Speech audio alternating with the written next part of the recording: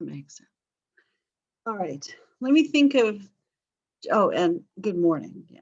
Trying to be friendly there, Arnie. If your noise in the background is probably road construction or they're redoing water pipes or something after the storm. I know it's a little slow, but Leander, it's small. Public Works Department is small. They get to it when they get to it. All right. So today we're going to talk about, I think, yeah, today's slavery chapter. Yeah, today and Tuesday or Thursday. Also, it's my goal because I'll be gone on Thursday. Yeah, I know I can have class from where I'm going, but I I got the impression that my dad thought that wasn't the greatest idea. So I'm going to try to record a lecture and then I'll give you some instructions about what to do with it. So, yeah, and it'll probably be relatively short. So you guys will just check in before Thursday and you'll see some directions and I'll send an announcement also. That'll tell you what to do. All right. And I cannot guarantee that I'll grade while I'm gone, but I think I'm caught up for now. So I get back on Monday. I can't remember what time of day, so maybe I'll grade when I get back. Maybe I'll grade while I'm there. I'll grade during my dad's party on Saturday. I won't. All right, so let's look at the weekly question.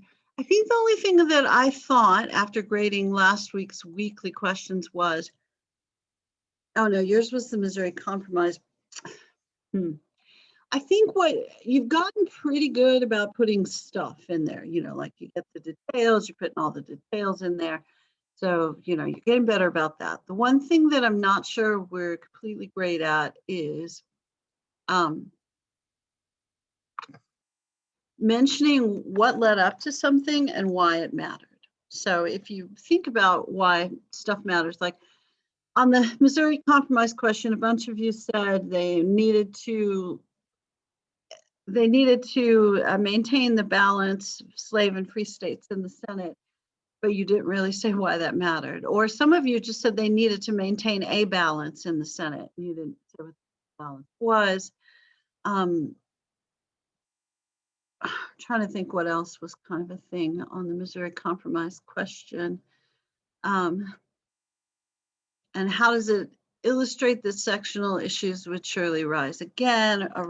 And several of you mentioned the comments from John Quincy Adams and Thomas Jefferson, which was good. And some of you mentioned it set the 3630 line, which was supposed to solve the problems, but once we added land beyond the Louisiana Purchase, that was going to be a problem. So those were, they were pretty good. I mean, some of you didn't answer the full question, that's always a problem, but most of them were pretty good. So your question for this week is a little more, I don't know, it's more philosophical, I suppose, and less fact-based, I guess. So on these, it's a little trickier. Make sure that you put in, not just your opinions.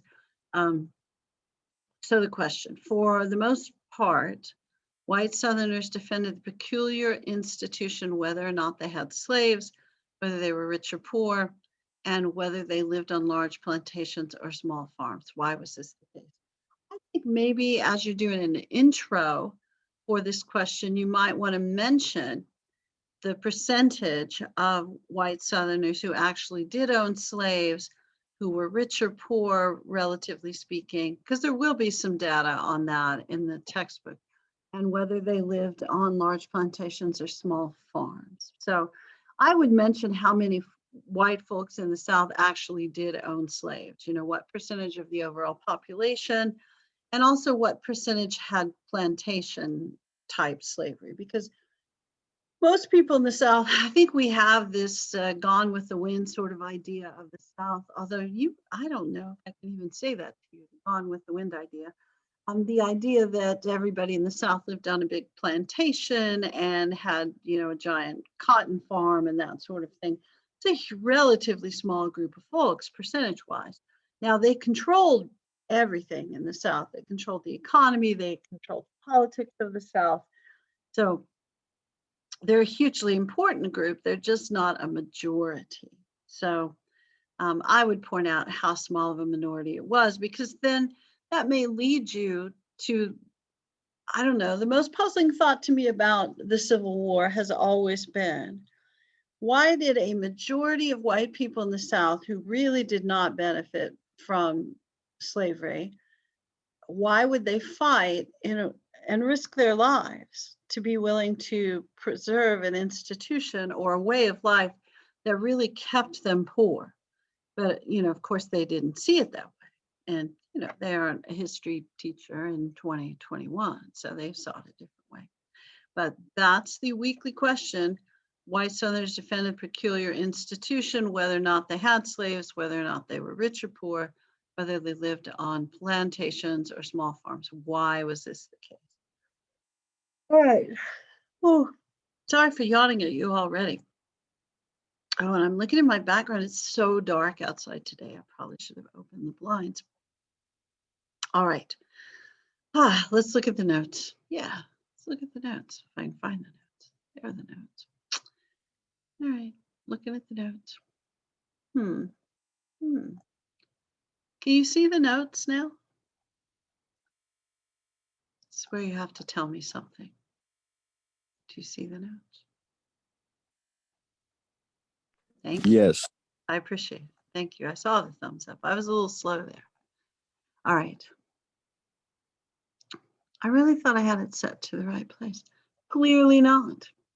All right, I'll make it a little bigger because I'm old. And all right, so Southern economy, not very diverse. Okay, that's probably an important thing for you to notice, because if you ever wonder, why do they grow so much cotton? Because they made a ton of money at it. And even though people encouraged the South to be diverse, there would be, state officials, there would be economists, they would say, you need to be more diverse in your, excuse me for the yawn, you need to be more diverse in your crop growth, because what happens if the cotton market collapses? And they said, yeah, that'll never happen. So they just keep growing cotton. Now, for a long time, they're correct. The cotton market does not collapse, and they make a lot of money.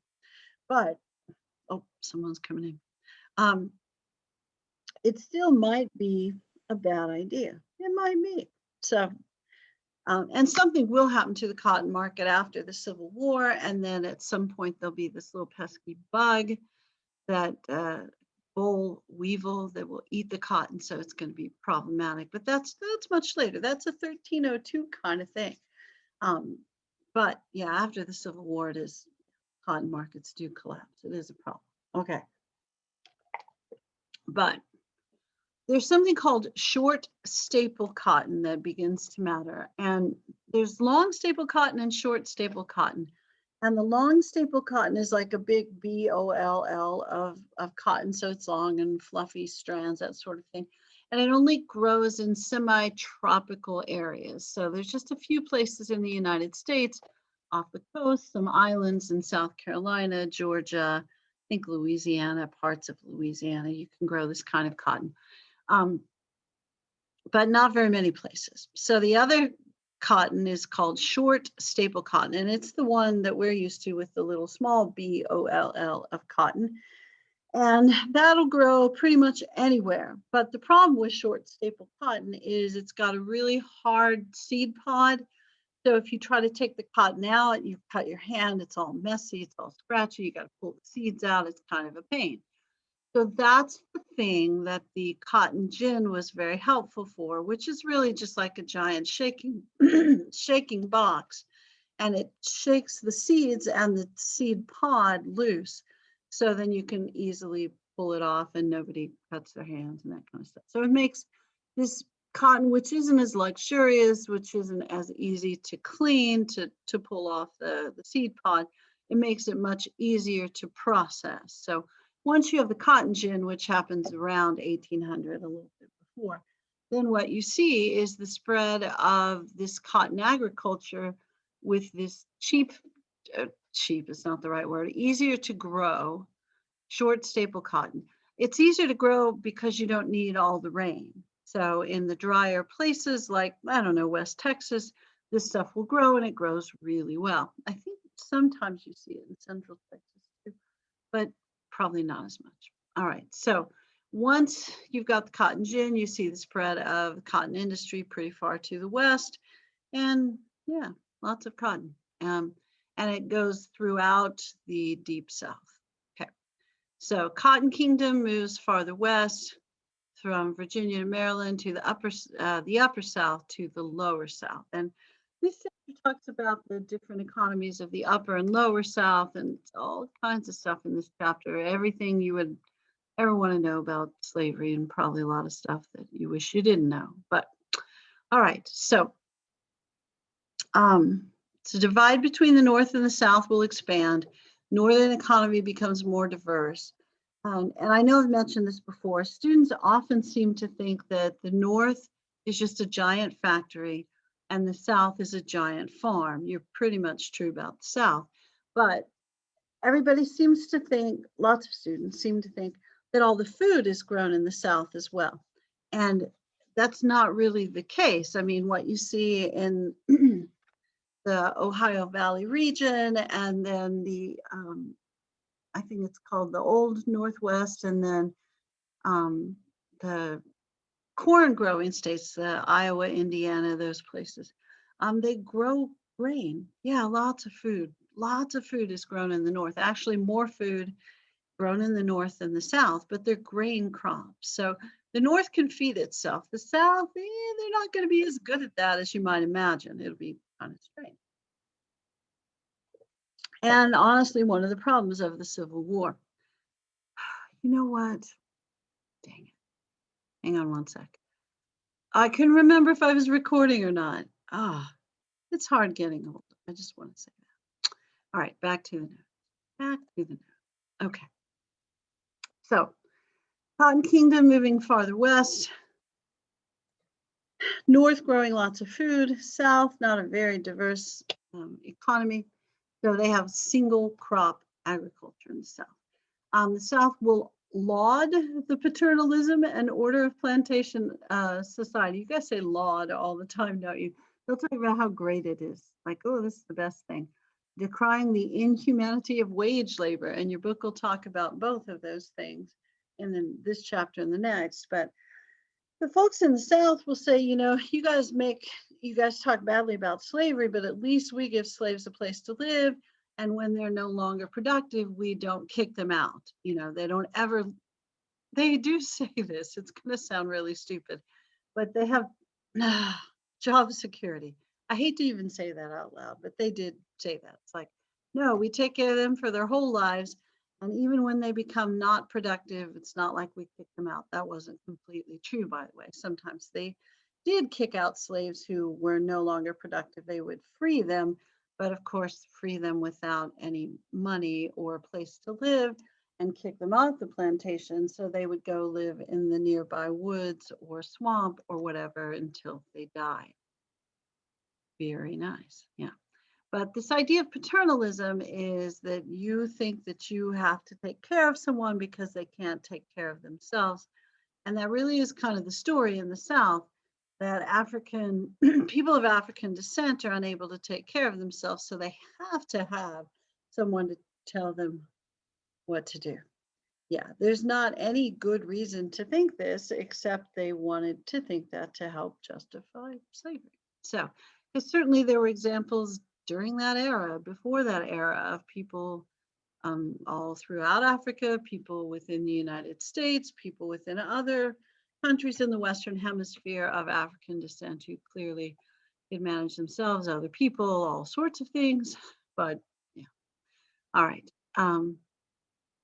The North is going to talk about how terribly vicious slavery is, which it is, but they're also going to mistreat workers in factories. So neither side really wants to fix their own system. They're very content to criticize the other system. Both sides benefit from slave labor.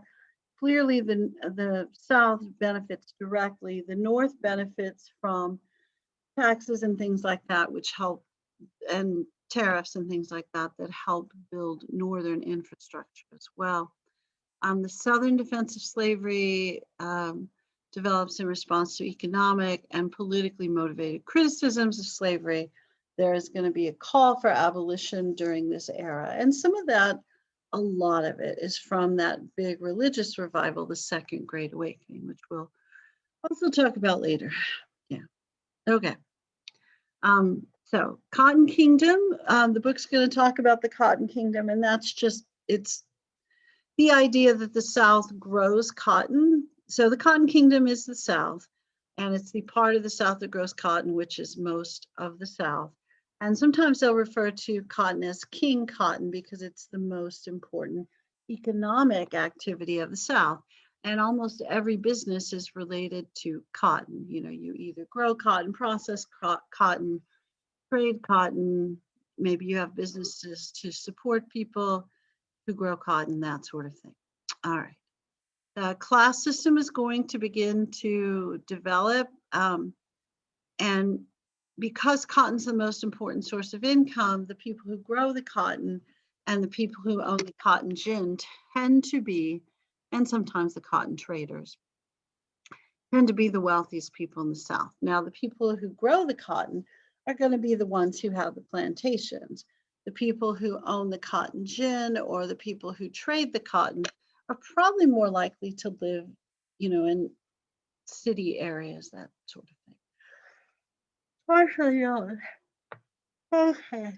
But, and the book introduces Frederick Douglass pretty early to you as well. I know that I have mentioned to you many times, if you're not sure what to read for a book review and you want to do a book review, I highly, highly recommend Narrative of the Life of Frederick Douglass. He writes it in the 1830s, I believe it is. And it's when people are talking about how slavery is such a paternalistic system. So what Douglass shows is his actual experiences as a slave and what he sees his mother and his aunt go through. And it's very descriptive. So, you know, if you read that book and finish that book and think, no, slavery wasn't that bad, you weren't paying attention to that book. So, and he also will write a really famous letter to one of his former slave owners and suggest to him that, you know, the way that he treated the women in his family, no one should, he said, would you allow people to treat the women in your family that way? And certainly talks about them being beaten and raped and things like that. So anybody who argues that slavery is a paternalistic society they have lots of slave narratives during this era that they could read, but the most prominent one is the one Narrative of the Life of Frederick. So, but he's introduced early in the chapter, and he's going to be a really prominent abolitionist and women's rights activist as well. All right. So, cotton, most important source of income in the South. Class system develops that links the rich and poor white people, planters and yeomen alike. So I guess if we should define some terms.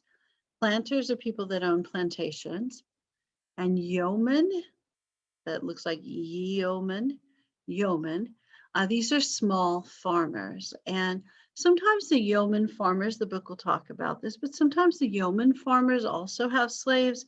They typically own one or two slaves, and they work alongside them in the fields. So they have really small farms. They're not terribly profitable. Yeoman farmers usually end up going into debt. All you really need is one crop failure to go into debt. And so they typically end up selling their slaves to pay off debt. But what you see in this unity between rich and white people, rich and poor white people, is really the unity of racial prestige. And they'll refer to it as a Southern way of life. But really, you know, even if you look at the yeoman farmer, their way of life is probably more similar to free blacks or even slaves in some ways, even though I know yeoman farmers have their freedom, but their day-to-day labor is very similar, and they're very, very poor. So, and really one crop failure away from losing their farm. So it's a difficult life, but plantation owners who run the political side of things as well, really convince them that they are really more alike than different because they're white. So it's racial unity, racial prestige, and it's part of the Southern way of life. And the book also will talk about guys like Andrew Johnson, who eventually will be president, um, and how he rejects the idea of the cotton snob, essentially, the rich plantation owner that thinks they're better than everyone else and controls the economics and the political side of society. But it doesn't mean that they want to free the slaves or anything like that. What I've read in other sources, and I think Dr. Foner will kind of confirm this as well, is that a lot of times the poor whites in the South really thought, well, someday I will be a plantation owner. Someday I will own slaves as well. But the difference will be I won't be a big jerk like that rich guy. I'll be the nicer rich guy plantation owner. So they wouldn't become a cotton snob. They would still be their same old jovial, friendly potential slave owner. So they didn't condemn slavery because they saw themselves one day as slave owners, which was highly unlikely. But Southerners saw the slave system as paternalistic and more humane than wage labor, as older slaves were cared for even when they could no longer work. Planters referred to slaves as their people and spoke as though slaves would be unable to care for themselves without direction of their owner. So they saw their slaves as adult children, essentially, who wouldn't know what to do or how to take care of themselves. Poor whites really didn't always agree or even like plantation owners for sure. But if their choice was criticize the plantation owners or defend them, against Northern criticism, they would always defend. All right. Books that are written during this time period sorry, some people are coming in. Books that are written during this time period to discuss slavery.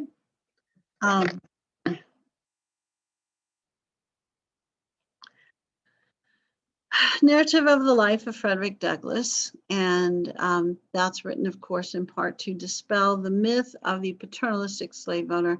It opens with him talking about hardly ever seeing his mother, being torn away from her as a baby, and also recalling one of the earliest memories he had, which was his aunt being beaten, and he describes it in pretty graphic detail.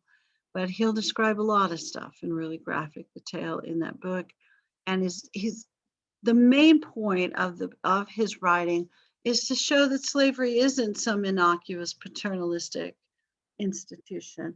And also he will mention in most of his writings that Christianity and slavery are completely incompatible.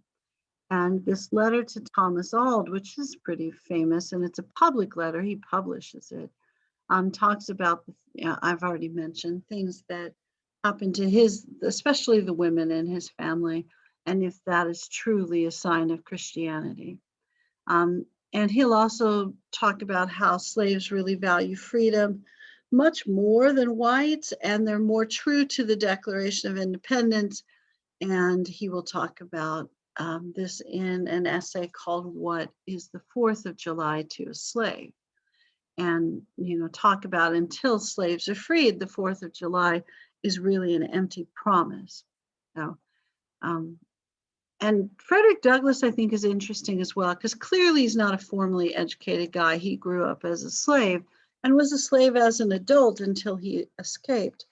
But what you'll notice when you read his writing is he's a really smart guy, and he's pretty much self-educated. He had a slave owner's wife who taught him how to read, and then the owner got angry with her, so he stopped teaching her how to read. She stopped teaching him how to read, but then he would like sneak books or try to get the slave owner's kids to teach him how to read, which they did. So he becomes really brilliantly self-educated fellow. Other books that are written during this time period about slavery, The Impending Crisis of the South, which is a book by a guy named Hinton Helper from Alabama. And he is going to talk about how slavery is really bad for the South because it's bad for the average white guy in the South. So he's not going to argue that slavery is immoral or it's hard on African Americans. He's going to argue that the biggest problem with slavery is that it harms poor white people. It takes away economic opportunity from poor white people. And that if you freed the slaves, then slave owners would prefer to hire white people over black people, and it would help them economically. So it's kind of a share of the wealth with other white people version of why we should get rid of slavery. So that's really an economic analysis of slavery from this guy in Alabama. So yeah, if you decide you want to read that, I'm just telling you ahead of time, it's probably not exciting, but probably an important book in odd ways. And during that time period, the slave society wasn't very fond of people being critical of it, but they were more okay with people from the North being critical because then they could say, stupid Northerners, they don't know what they're talking about, they don't understand our way of life, that sort of thing. But this guy was a Southerner, this Hinton Helper guy. So this book was actually more likely to be banned. You were more likely to get in trouble with, or I don't know what the right word would be, because they wouldn't boycott you, but your neighbors would be angry with you. So this book was much more likely to be banned in the South because, so sorry, it's written by a Southerner and it decries slavery, and it uses the argument that it harms poor white people, which is the majority of people in the South. One of the things that's also relatively interesting, because there's not a very well-developed public school system in the South for a very long time, much longer than the era we're talking about here. A lot of these books that make arguments for or against slavery really don't get read a lot in the South. They really don't. I mean, people knew about Uncle Tom's Cabin because they turned it into a play. And certainly people talk about these books, and people were, whether they could read or not, fairly well aware of the news during this era, because I know it seems sort of odd, but from what I've read, when you would go to like the local tavern, that kind of stuff for on the weekend, or whenever you went to hang out with people, what they talked about was the news. And people in the community who could read kind of became the community readers, and they would read the newspaper out loud to people in the bars. Or they would have somebody that would do that, on a certain day of week on a stage in the town square or something like that. So having a town reader was really kind of important, and sort of funny to think that you might not have more than one in some towns, but I'm sure that they did. But it was uncommon for people to be able to read fluently during that time period. So later on, when they talk about trying to get Black literacy to the rate of white literacy in the South, part of the reason it's not so hard is that white literacy is not at a very high level either. So, all right, so Impending Crisis of the South, and Harriet Beecher Stowe's book, Uncle Tom's Cabin. I think it's probably the most famous book of the era. And this is written by Harriet Beecher is a member of Lyman Beecher's family. And when you read the section of the book where it talks about Catherine Beecher, that's her sister as well. And they are anti-slavery, clearly, but they're also really strict Congregationalist type folks, so sort of extensions of Puritans. So they see the world in an unusual way. As far as slavery goes, they see it in a way that you would agree with. As far as women's rights, they probably wouldn't see it quite in the way that you would agree with. But this book, at some point, when Abraham Lincoln meets Harriet Beecher Stowe when he's president. He says, so this is the little lady that started the big war. So the impact of this book is pretty big, but it's more of an impact in the North. People in the South look at the story and say, she clearly has no idea what she's talking about. She's not from here. She doesn't understand how slavery works. People in the North see it as very, they're very sympathetic to the main character, Uncle Tom. I assume you haven't read this book, to be honest with you. I haven't read the whole book either. But it's a story about a guy named Uncle Tom who's a slave. And he's a very, very obedient Christian kind of guy. Anything his master asks him to do, he will do. At some point, he ends up saving the master's child's life. And then eventually, he ends up taking the blame for something that he didn't do. And the master beats him to death. So he's definitely what you would hear of as a Christ figure in the literature of that time period. So he's a savior, perfect sort of fellow. Now, later on, I'm guessing you may have heard this phrase, Uncle Tom, before, which is a phrase you should never call anyone. But in the post-Civil War era, what you will see is African Americans being called Uncle Toms when they are too willing to give in to what white people want. So if they call them accommodationists because they accommodate something that somebody wants that other people think they should have stood up for. And you see this occasionally still in politics, although it's one of those phrases that I would recommend that you never ever call anyone, because especially if you call someone who's African American that, if you call a white person that, they would probably go like, what? But if you call someone who's African American this phrase, it's a fairly high insult. You're suggesting that they're denying their ethnic heritage and subverting it for probably profit or something like that. All right, back to business here. So, yeah, the Uncle Tom's Cabin, more of a Northern phenomenon. Harriet Beecher Stowe, little experience in the South or with slavery.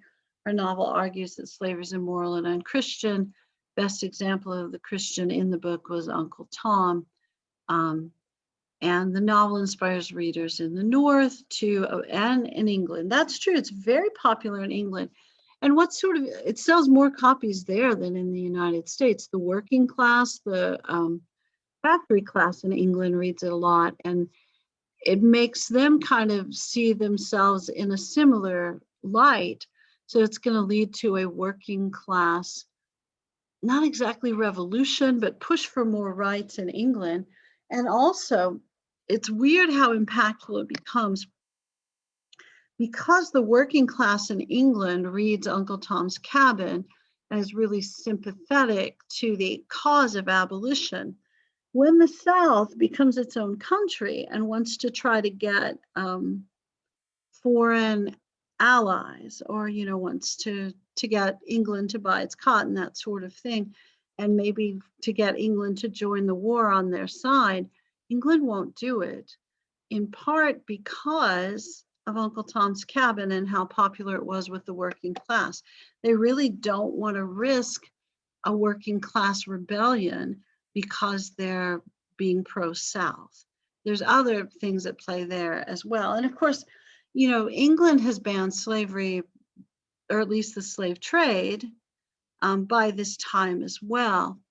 However, in England proper, there weren't slaves, in that way. They just mistreated Irish people or poor people within their own cities as they worked in factories. So, and that's where you see that empathy between that poor working class in England and slaves. The South can really just toss out Uncle Tom's Cabin's like, yeah, they don't know what they're talking about. And then the South will just say they don't understand our heritage and this defense of slavery, Northern criticism of slavery does tend to unify the different classes in the South, where they will stand together and go like, no, you don't understand us, and we're Southern together, that sort of thing. All right. George Fitzhugh and John Calhoun are going to be talked about in this chapter as well. And Fitzhugh is going to argue the idea of universal liberty is an aberration. And Calhoun is going to also argue that the language of the Declaration of Independence is really dangerous, that not everyone really needs to be free, especially slaves. Fitzhugh is going to be one of those guys that argues that people have had slaves forever, and being a slave is kind of a bonus because you don't have to worry about paying bills. He does really argue that. Yeah. And so it's easier to be a slave than to be a slave owner, because a slave owner has all the economic concerns that slaves don't. Calhoun is going to suggest that slavery is beyond a necessary evil, that it's an economic benefit. And the idea that all men are created equal and entitled to life, liberty, and pursuit of happiness is really an incorrect interpretation of humanity. There are certain people that are just naturally supposed to be slaves, and Calhoun is going to suggest that in the United States, those people in the South especially are African American. So, and that the idea that slavery is a necessary evil rather than an economic good had been proven wrong over time. Fitzhugh is more of a philosophical argument. His argument's more of a philosophical argument, and Calhoun he's going to be Jackson's vice president, and he will also be governor of South Carolina. So, and he's governor of South Carolina during. He's a supporter of nullification, the idea that a state can say that a federal law doesn't apply to them. Now, if you're wondering, do slaves have any legal protection? Not so much. Sorry, I'm scrolling down just to kind of check here. As far as legal protection, not really. They're regarded as property. Whenever a slave tries to make suit, if they sue their owner or something like that, usually the lawsuit's just rejected, or the case is just rejected on its surface, because the person making the lawsuit is property. It's going to become illegal to teach a slave how to read, especially after 1830, 1831, Nat Turner's rebellion. Sorry, I'm scrolling down to see where the Turner Rebellion is in the notes. It's toward the bottom. Okay, sorry. So you're not supposed to teach slaves how to read. Most cities had, all southern cities had slave codes, which denied African Americans lots of rights. There are certain states where free blacks were not allowed to live. Slaves could be killed without legal consequence from the owners. So slaves are entitled to few rights and protections. They could only be killed in self-defense. And let's see, when accused of serious crimes, were given trials by all white juries. Can't sign legal documents, so it means they also can't own property. Unless a white witness agrees to serve as their guardian, which means they don't have independent rights. Slaves do have freedom of assembly, so it's not uncommon for slave owners, until you start to see the slave rebellions happen, not uncommon for slave owners to allow slaves to have Sunday off, and then they can maybe visit relatives on nearby plantations, have slave church, that sort of stuff. There was this woman named Celia that your book talks about, and she ends up suing her. Well, she ends up getting charged with murder, but Celia's a little kid, 12 or 13, and her owner is essentially telling her that he's going to rape her. Not an uncommon thing during this era, because that way you produce more slaves. It's why there's so many light-skinned or mixed heritage slaves during that time period. So Celia's coming of age, the owner told her, soon I'm going to rape you. That's not, of course, what he said, but so she was not about that. So when he was in the slave quarters looking for her, she would hide from him. She would, run away from him, that sort of stuff. So one day he told her, look, if you don't do what I want you to do, I'm going to harm your family. So she went to her room and waited for him, but she waited behind the door. It's not really funny, but it is, with an iron. Now, during that time period, an iron was really made of iron. So when he comes in the door, she pops him in the back of the head with the iron. She's behind the door, and he dies. So she's charged with murder. And her defense is, he was going to rape me. And she's able to find white witnesses on the plantation, overseers, other folks on the plantation, who said, nope, that's absolutely what he was going to do. So she is able to prove in court with white witnesses that she was defending herself from rape.